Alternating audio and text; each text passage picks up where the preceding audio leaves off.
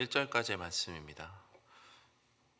여호수아서 4장 19절에서 5장 1절까지의 말씀입니다.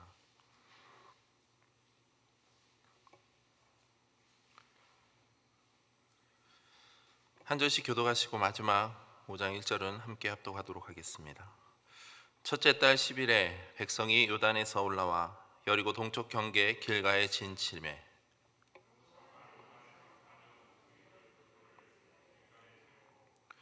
이스라엘 자손들에게 말하여 이르되 후일에 너희의 자손들이 그들의 아버지에게 묻기를 이 돌들은 무슨 뜻이니까 하거든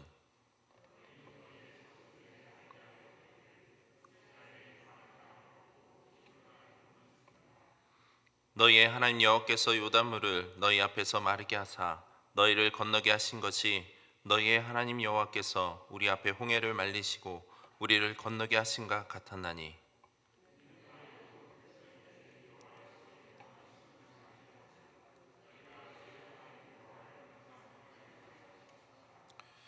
함께 읽겠습니다. 요단 서쪽에 아모리 사람의 모든 왕들과 해변의 가나안 사람의 모든 왕들이 여호와께서 요단물을 이스라엘 자손들 앞에서 말리시고 우리를 건너게 하셨음을 듣고 마음이 녹았고 이스라엘 자손들 때문에 정신을 잃었더라. 아멘. 우리 옆에 분들과 함께 이렇게 인사했으면 좋겠습니다. 사랑하고 축복합니다 하고 서로를 좀 격려했으면 좋겠습니다. 사랑하고 축복합니다. 예.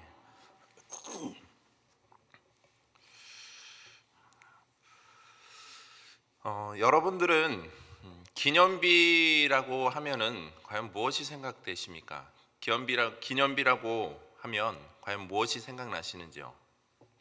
보통 우리가 기념비 하면은 일반적으로는 어떤 역사적인 사건이나 일 그리고 사람을 생각할 때 또 기념할 때 그 사람을 어떤 떠올리게 한 사건을 떠올리기 위해서 세운 비석이나 혹은 동상, 어떤 장소 등을 이야기합니다. 우리나라에도 보면은 역사적으로 혹은 인물에 관해서 기념비들이 많이 존재하고 있습니다. 여러 가지 애들이 있겠지만 바로 옆에 있는 천안에만 봐도 독립기념관이라는 것이 있지 않습니까? 보통 우리가 어렸을 때 초등학교 때 소풍이나 또 수학여행으로 많이 갔던 곳이기도 합니다. 그곳에 가면은 우리나라 모든 역사를 한눈에 살펴볼 수가 있습니다. 또한 역사적으로 볼 때에도 제 고향이 인천인데요. 인천에 가보면 거기 자유공원이라는 곳이 있습니다. 그곳 산 정상에 가면은 6.25 때 인천 상륙작전을 기념하기 위해서 맥어더 장군의 동상을 세워놓은 곳이 있습니다. 그리고 그 밑으로 가보면 그 밑에는 차이나타운이라는 곳이 있습니다. 그래서 거기에 옆에는 동아마을이라고 해서 또 한 70년대, 80년대 추억들을 되살릴 수 있는 여러 가지 분위기들이 많이 조성되어 있습니다. 무엇보다도 거기에는 차이나타운이 있다 보니까는 중국 문화에 대한 한 부분이 담겨져 있습니다. 흔히 우리가 잘 알고 있는 삼국지에 나오는 모든 인물들, 그 역사적인 모든 사건들이 그 벽화의 그림으로서 설명되어지고 그려져 있다는 거죠. 그리고 그 주변에는 중국인들이 좋아하는 마치 이곳이 중국인 것처럼 착각할 만큼의 어떤 음식점이나 여러 가지 문화들이 많이 놓여져 있습니다. 그래서 평상시에 거기에는 중국인들이 우리나라 여행을 오면은 한 번쯤은 꼭 들릴 수 있는 여행 코스 중 하나라고 합니다. 이 외에도 우리나라 곳곳에는 많은 어떤 기념들을 상징하는 그 상징물들이 존재하고 있습니다. 심지어 기독교적인 선교 역사를 살펴보는 데 있어서도 여러 가지 많은 상징물들, 기념비가 존재하고 있습니다. 그 대표적인 곳이 서울 마포구에 가면은 바로 양화진 역사공원이 존재하고 있습니다. 많은 기독교인들 그리고 선교에 조금이라도 관심이 있는 분들은 한 번쯤은 누구나 다 그곳을 경험해 봤을 것입니다. 그리고 또 한 가지, 부산에 가면 또 하나의 선교적인 역사를 기념하는 한 곳이 있습니다. 바로 부산 일신기독병원 옆에 보면은 부산 나병원 기념비라는 것이 세워져 있습니다. 이 기념비는 그렇게 크진 않습니다. 한 1m 조금 넘는데 그 전면에 보면은 대형 나환자 구려회 기념비라고 한문으로 새겨져 있습니다. 그리고 다른 면에 보면은 그 부산 나병원의 설립일과 설립자, 그리고 그 비석의 제작일이 기록되어 있습니다.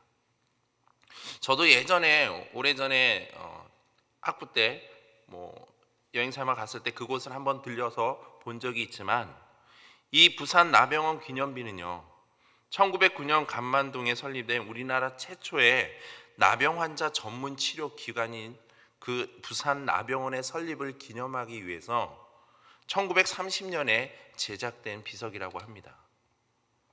무엇보다 이 기념비는요, 1930년 5월쯤에 호주 출신의 장로교 선교사인 맥켄지 선교사가 한국 내한 기념 20주년을 맞이해서 그 부산 나병원 환자들을 주도해서 처음에 감남동 나병원 교회 앞에 설립되었다고 합니다. 그 이후에는 몇 곳에 이전을 하고 지금은 그 부산 일신기독병원 옆에 맥켄지 공원 내에 이전되었다고 합니다. 근데 심지어 더 또 기념할 것은요, 이 기념비가 작년 5월 4일에는 국가문화재로 등록되었다라는 겁니다. 이처럼 이 기념비는 한국 근대사에 한센병 환자만을 위해 세워진 우리나라 최초의 병원이면서도 우리나라 특수의료 영역인 그 한센인 치료 역사와 또 한국 기독교 선교 역사를 되짚어 볼 수 있는 역사적으로 매우 가치가 있는 곳이라 할 수 있습니다. 그런데 왜 이런 역사에 대한 이야기가 제가 지금 하고 있을까요? 왜냐하면 오늘 우리가 읽은 이 본문이 이와 같은 내용을 바탕으로 하고 있다는 것입니다. 오늘 본문에 증거되고 있는 12돌 기념비, 12개의 돌을 취해서 기념비를 쌓은 이 사건은요, 이스라엘 민족 역사상 어찌 보면 가장 중요한 가치와 의미를 두고 있는 기념비라 할 수 있습니다. 선민인 이스라엘 민족들에게는 3대 절기가 있습니다. 유월절과 칠칠절과 초막절이 있습니다. 그리고 이 절기들은 이스라엘 20대 이상의 남자들이라면 누구나 다 예루살렘 중앙 성소에 나아가 그 절기를 지켜야만 했습니다. 뿐만 이 절기를 지키는 이유는요, 단순히 그냥 부모 세대부터 내려오기 때문에 관례적으로 지켜야 하는 그런 절기가 아닙니다. 이들에게 있어서 이 절기를 지키는 이유는요, 각 절기들마다에 가지고 있는 역사적인 사건과 그 가치, 의미들을 기억하기 위함에 있다라는 겁니다. 한마디로 말해 하나님의 은혜를 잊지 말고 기억해야 한다는 것입니다. 그런 점에서 오늘 본문의 12돌 기념비의 사건은 선민인 이스라엘 민족들에게 있어서 매우 중요한 의미를 두고 있으며, 또한 더 나아가 이 시대를 살아가는 모든 성도들에게, 그리스도인들에게 있어서도 동일한 메시지를 전해주고 있습니다. 여러분, 여호수아서는요, 우리가 읽은 이 여호수아서는 이스라엘 민족들에게 있어서는요, 모든 삶의 승리를 기록하고 있는 역사서 중에 하나입니다. 저희가 성경 통독을 읽고 있지 않습니까? 오늘부로 보니까 여호수아가 오늘부로 다 맞춰지고 내일부터 사사기가 들어가는 걸로 알고 있습니다. 여러분들이 여호수아를 읽어서 알듯이 여호수아에는 이스라엘 민족들의 모든 승리의 삶을 기록하고 있습니다. 그러면 단 한 번도의 패배의 삶이 없느냐? 아닙니다. 딱 한 번의 패배의 삶이 기록되어 있습니다. 그것은 바로 아이성 전투의 패배입니다. 이것을 제외하고는 여호수아서에는 이스라엘 민족들이 늘 승리하는 삶만을 기록하고 있습니다. 이스라엘 민족들은 하나님의 은혜로 말미암아 모세를 중심으로 출애굽을 합니다. 그리고 광야 40년이라는 긴 여정의 그 연단의 시간을 거쳐서 이후 이제 약속의 땅, 가나안 땅에 입성을 앞두고 있습니다. 그러나 모세와 이스라엘 1세대들은 그 땅을 밟지 못합니다. 이후 모세를 대신할 바로 여호수아, 그 여호수아라는 새로운 리더가 이스라엘 민족을 이끄는 새로운 지도자로서 바로 하나님의 구원의 역사의 그 시작을 다시 시작하게 됩니다. 그런데 여호수아가 새로운 지도자로서 자리를 하자마자 이스라엘 민족들은 큰 위기를 직면합니다. 그것은 바로 요단강이 가나안 입성을 가로막고 있다는 겁니다. 그러나 하나님은 그런 이스라엘 민족들을 그냥 내버려 두지 않습니다. 왜냐하면 하나님은 이미 여호수아에게 이미 약속하셨기 때문입니다. 1장 2절에서 4절 말씀을 보시면 내 종 모세가 죽었으니 이제 너는 이 모든 백성과 더불어 일어나 이 요단을 건너 내가 그들 곧 이스라엘 자손에게 주는 그 땅으로 가라. 내가 모세에게 말한 바와 같이 너희 발바닥으로 밟는 곳은 모두 내가 너희에게 주었느니 곧 광야와 이 레바논에서부터 큰 강 유브라데 강까지 해족속과 온 땅과 또 해지는 쪽 대해까지 너희의 영토가 되리라라고 분명히 하나님께서는 여호수아에게 말씀하고 있습니다. 이러한 약속을 근거로 이후 하나님은 여호수아에게 명령하셨고 여호수아는 제사장들로 하여금 언약궤를 메고 요단강을 건널 것을 명령하였습니다. 그때 언약궤를 맨 제사장들이 발이 물가에 디지자마자 곧 위에서부터 흘러내리던 그 물이 그치고 강물이 마름으로 온 이스라엘 백성들이 마른 땅으로 향하여 요단을 건너는 놀라운 기적과 같은 하나님의 은혜를 경험하게 되었습니다.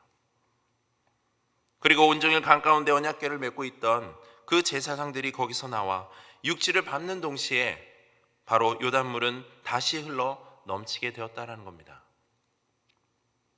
무엇보다 하나님은 여호수아에게 명하시기를 각 지파의 한 사람씩을 택해서 12명을 택하여 요단 가운데 제사장들이 발이 굳게 서 있는 그곳에서 돌 12개를 택하여서 앞으로 이스라엘 민족이 그 요단강을 나아가 이스라엘 민족들이 유숙할 곳 그곳에 두게 하라 명하십니다. 그것이 바로 오늘 본문에 증거되고 있는 12돌을 취한 그 기념비 사건입니다. 그리고 오늘 본문 19절이 바로 그 시작인 것입니다. 19절 말씀입니다. 첫째 달 10일에 백성이 요단에서 올라와 여리고 동쪽 경계 길가에 진침해. 여기서 첫째 달 10일이라는 것은 이스라엘 민족이 요단강을 건너서 가나안 땅을 처음으로 밟은 날로서 애굽에서 나온 지 40일에서 만 4일이 모자라는 날입니다. 또한 길가는 12돌 기념비가 세워지고 또한 이스라엘 민족이 유숙한 곳입니다. 그리고 이 길갈의 의미에 있어서는 이스라엘이 애굽에서 해방되어 목적지인 그 약속의 땅 가나안 땅에 입성함으로써 지난날 애굽에서 겪었던 그 모든 노예의 수치를 모두 굴려버렸다라는 뜻을 지니고 있다는 겁니다. 무엇보다도요, 이 길갈은요, 앞으로 아이성 전투 패배 이후부터는 가나안 정복 전쟁의 그 모든 그 기간 동안 이스라엘의 본부이며 또한 군사적 요충지로서 중요한 역할을 하는 곳이라는 겁니다. 왜냐하면 이스라엘 민족들에게 있어서 이 유숙한 곳 길가릇을 떠나서 가장 처음 맞이하는 여리고 성과의 전투와 그 이후에 나타나는 아이성 전투에서의 그 상황을 통해서 앞으로 이 길갈이 어떻게 그들에게 있어서 중요한 요충지가 되는지를 보여주고 있다는 겁니다. 이스라엘 민족들은 길갈에서 유숙한 이후에 가장 먼저 맞이한 것이 바로 여리고 성의 전쟁입니다. 누가 봐도 이스라엘 민족들 이 전쟁은 결코 승리할 수 없는 전쟁입니다. 숫자적으로나 군사력으로나 그 어느 것 하나 승리할 수가 없습니다.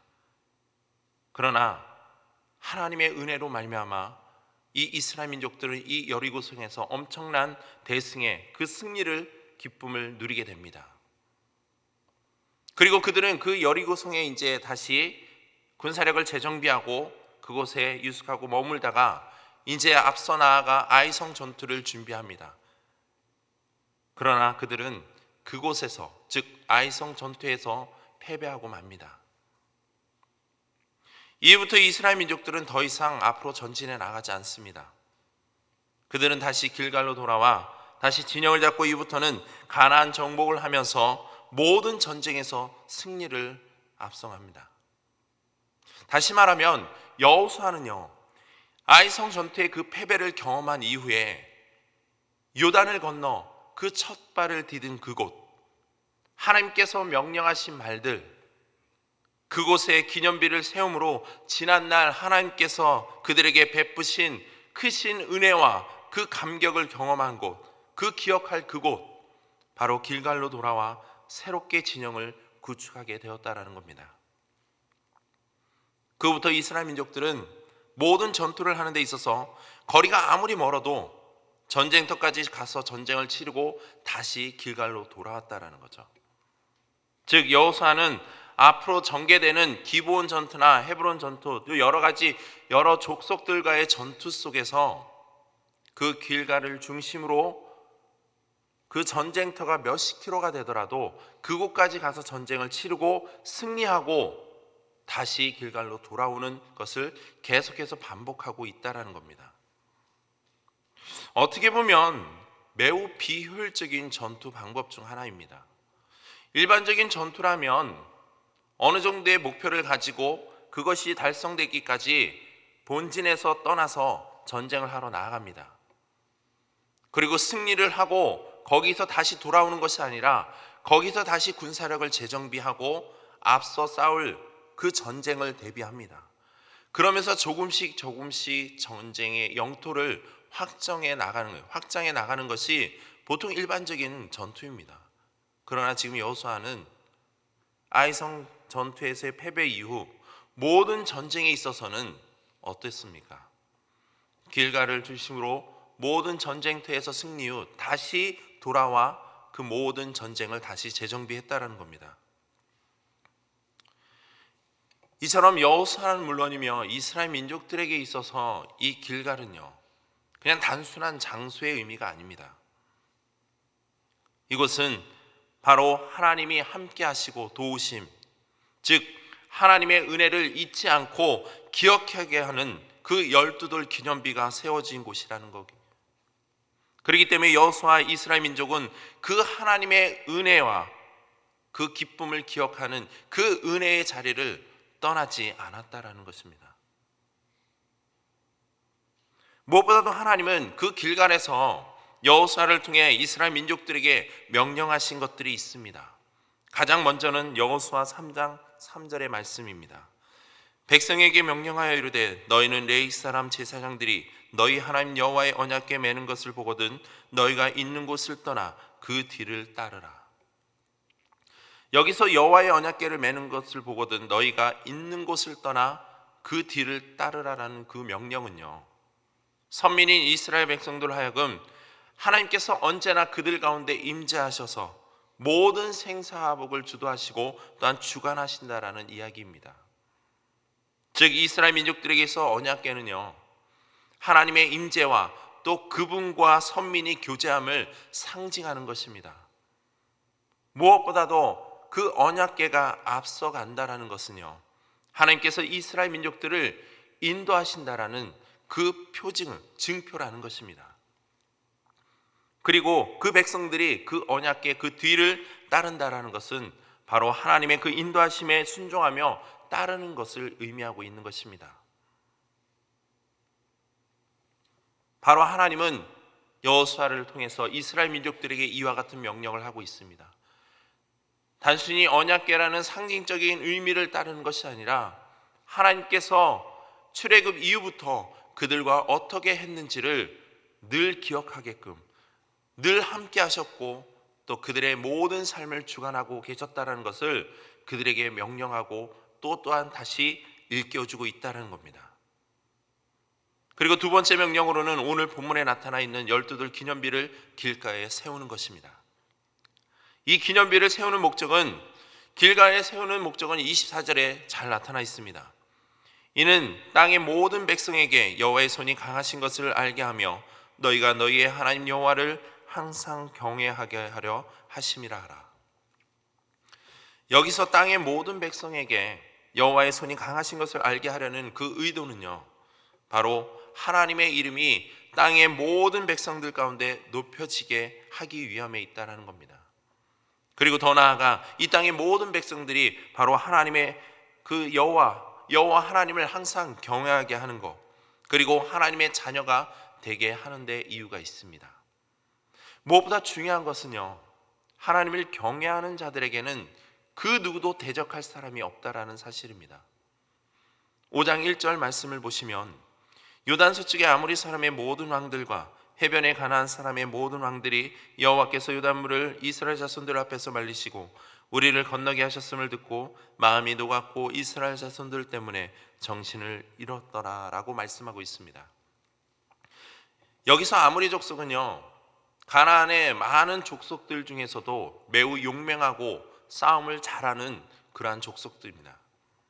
그런 족속이 하나님의 그 함께 하심으로 인해서 이스라엘 백성이 요단 동편의 아모리의 두 왕인 시온과 또한 옥을 무찌르고 요단강을 건넜다라는 그 소식을 듣고는 그들의 마음이 어떠했습니까? 바로 마음이 녹고 정신이 혼미해졌다라는 것입니다. 즉 이스라엘 민족이 약한 민족이지만 능력의 하나님께서, 전능의 하나님께서 그들과 함께 하심으로 인해서 가나안 족속들은 바로 그 이스라엘 민족들을 크게 두려워하고 있다라는 것입니다.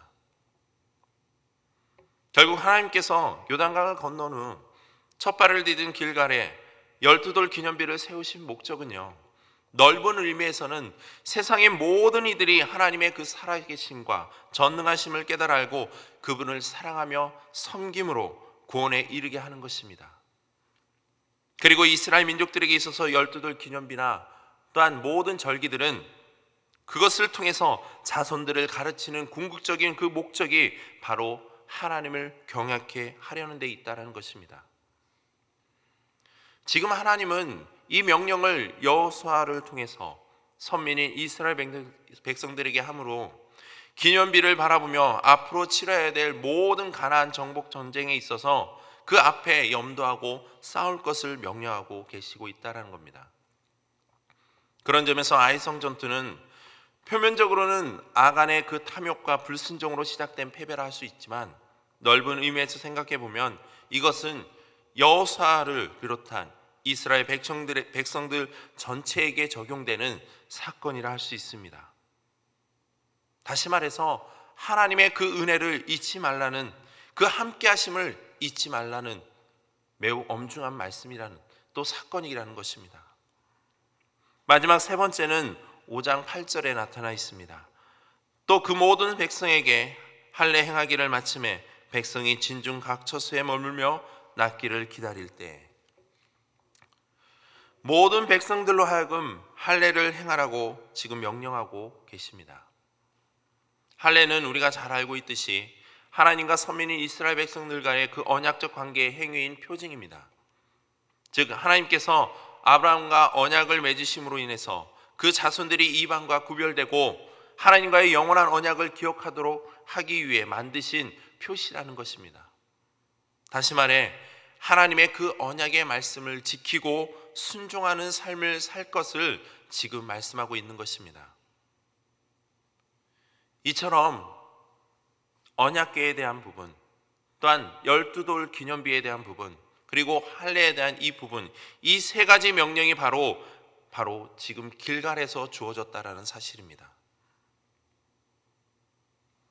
앞으로 치러야 될 하나님께서 약속하신 그 가나안 땅, 그 가나안 땅의 수많은 족속들과 싸워야 될 그 모든 전쟁 앞에서, 그 시작 앞에서 지금 하나님은 여호수아를 통해서 그 모든 백성들에게 세 가지의 명령을 하고 있습니다.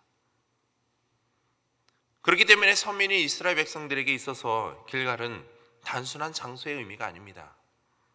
앞으로 가나안 정복을 앞서고 있는 한 번도 경험해 보지 못한 그 미래에 있어서 그들에게는 지난날 하나님께서 주관하시고 또한 함께 하시어 그들의 모든 삶을 이끄실 것을 기억하고 기념하는 바로 은혜의 자리이며, 또한 앞으로 나아갈 길에 있어서 승리케 하신다는 바로 구원의 자리라는 것입니다. 성도 여러분, 하나님의 자녀인 우리가 하나님의 그 은혜를 모른다면 과연 어떠할까요? 물론 가끔은 망각하고 삶을 살 때가 있습니다. 그러나 그건 어찌 보면 일시적이고 잠깐일 경우가 많습니다. 하지만 그 은혜를 전혀 생각하지 않고 무뎌진 삶 속에서 그 신앙생활을 살아가고 있다면 과연 어떨까요? 우리는 흔히 사람들에게 말을 할 때 사람이 그 베푼 은혜, 받은 은혜에 대해서 모르면 사람이 아니라고 얘기합니다. 흔히 표현하기를 짐승보다 못하다고 표현을 합니다. 그렇다면 성도인 우리가 하나님의 그 은혜를 모르면 과연 어떠할까요? 그건 바로 하나님의 자녀라 말할 수 없는 것입니다. 믿지 않는 이들에게 있어서 하나님의 은혜는 아무런 감흥이 없습니다. 왜요? 전혀 하나님과의 교제와 그 경험이 없기 때문입니다. 그러나 믿는 저와 여러분들에게서 하나님의 은혜는 얼마나 귀하고 감사한 것인지를 너무나 잘 알고 있습니다. 왜입니까? 우리 모두는 지금도 그 은혜를 경험하고 있기 때문입니다. 그래서 저는 생각하기를요, 성도인 우리가 하나님께서 주신 그 사명을 가지고 계속해서 신앙생활에 나아갈 수 있는 그 원동력이라 할 수 있는 것, 그것은 다름 아닌 바로 하나님의 은혜를 먹고 살아가고 있기 때문이라 할 수 있습니다. 그래서 보통 우리가 신앙생활을 하다가 열심히 신앙생활하고 사명감을 가지고 하다가 어느 순간 무뎌져 있을 때 하나님은 우리의 그 무뎌져 있는 또 지난날 하나님께서 나를 세우시고 또 믿음을 단련시켜서 세우신 그 은혜를 기억하기 위해서 때로는 이보다 더한 고난과 시련을 우리에게 주신다라는 것, 그리고 그 고난을 통해서 다시 한번 하나님의 은혜를 기억하게 하시고 또 그 은혜에 나아가 더욱더 성숙한 하나님의 자녀로 세워나가게 하신다는 겁니다. 여호수아와 이스라엘 민족 역시 어쩜 여리고 성의 그 대승에 너무 도취된 나머지 잠시나마 그 하나님의 은혜는 물론이며 자신들이 앞으로 나아갈 그 방향을 잊어버렸는지도 모릅니다. 그래서 하나님은 아간이라는 인물을 통해서 아이성 패배를 경험한 후 그 은혜를 다시 깨닫게 하심으로 다시 길갈로 돌아와 진영을 새롭게 정비한 후 그곳에서 하나님의 은혜를 기억하고 명하신 하나님의 그 말씀을 다시 상기시켰는지도 모릅니다. 3장 4절 중반절 말씀입니다. 너희가 행할 길을 알리니 너희가 이전에 이 길을 지나보지 못하였음이라 하니라. 또한 3장 10절 말씀해 보시면 또 말하되 살아계신 하나님이 너희 가운데 계시사 가나안 족속과 헷 족속과 히 족속과 브리스 족속과 기르가스 족속과 아무리 족속과 여부스 족속을 너희 앞에서 반드시 쫓아내실 줄을 이것으로써 너희가 알리라. 이후 이스라엘 민족은 하나님의 은혜로 말미암아 모든 전쟁에서 승리를 거두게 됩니다. 성도 여러분, 저와 여러분들 과연 지금 무슨 기억 속에 살아가고 계십니까? 과거에 누가 나에게 은혜를 입었는지 혹은 내가 하나님께 드렸던 일을 기억하며 살아가고 있지는 않은지요. 물론 이런 기억들 역시 나쁜 것은 아닙니다. 그러나 중요한 것은 지난날 하나님께서 내게 베풀어 주신 그 은혜를 기억해 보시길 바랍니다. 그때 하나님이 내게 그런 은혜를 베풀어 주지 않았으면 오늘 내가 있을 수 없을 거라는 그와 같은 바로 은혜의 기억 말입니다. 아마 누구에게나 한 가지 정도의 그 가장 가슴속 깊이 하나님의 살아계심을 더욱더 명확하게 깨닫게 하는 그 은혜의 기억들이 있을 줄 믿습니다. 혹여나 지금 이 순간 잠시 그 은혜를 잊은 채 혹은 그 자리를 떠나 있는 모습이라면 다시 그 은혜의 자리로 돌아와 회복의 은혜를 경험하길 소망합니다. 위드 코로나라는 지금의 현 상황 속에서 우리는 어쩌면 그 하나님의 은혜의 자리를 무뎌진 채로 망각한 채로 잊어버리고 각자의 삶의 처소에서 살아가고 있는지도 모릅니다. 코로나가 있기 전에도 우리는 충분히 힘들었고 교회의 상황도 그렇게 좋지만은 않았습니다. 그러나 코로나가 옴으로 인해서 우리의 삶은 더욱더 힘들어졌고 교회의 상황 또한 더 악해져만 갔습니다. 이럴 때일수록 저와 여러분들 모두가 기억해야 될 것은 바로 그 하나님의 은혜의 자리입니다. 하나님께서 나를 지금까지 이 자리로 이끄신 그 은혜의 자리를 기억할 때 우리는 다시 그 은혜를 경험해 될 줄 믿습니다. 하나님의 은혜의 자리는요, 성도인 저와 여러분들에게 신앙생활 가운데 큰 힘이 됩니다. 또한 자랑이며 희망찬 미래의 삶이 되고 또한 신앙의 자극제가 될 줄 믿습니다. 저와 여러분들 모두가 그 하나님의 은혜를 늘 기억하길 바랍니다. 이스라엘 민족들에게 있어서 12돌 기념비가 하나님의 그 은혜를 애굽에서 출애굽하고 또 40년의 그 광야 생활을 지나오고 또 요단강을 지남으로 인해서 그 하나님의 은혜를 기억하기 위함의 하나의 기념비였다면, 그렇다면 저와 여러분들에게 있어서 그 기념비는 과연 무엇입니까? 그 기념비가 무엇인지를 다시 한번 묵상해 보시고 그 은혜를 기억하고 다시 전진해 나아가는 저와 여러분들에게 소망합니다. 그래서 그 걸음 속에서 나를 통해 주변의 다른 이들에게 하나님의 손이 능하시고 강하다는 것을 알게 하고 더 나아가 하나님을 경외하게 할 수 있는 은혜의 통로, 구원의 통로의 역할을 감당하는 저와 여러분들 되기를 주님의 이름으로 축복드립니다. 우리 시간 아까 찬양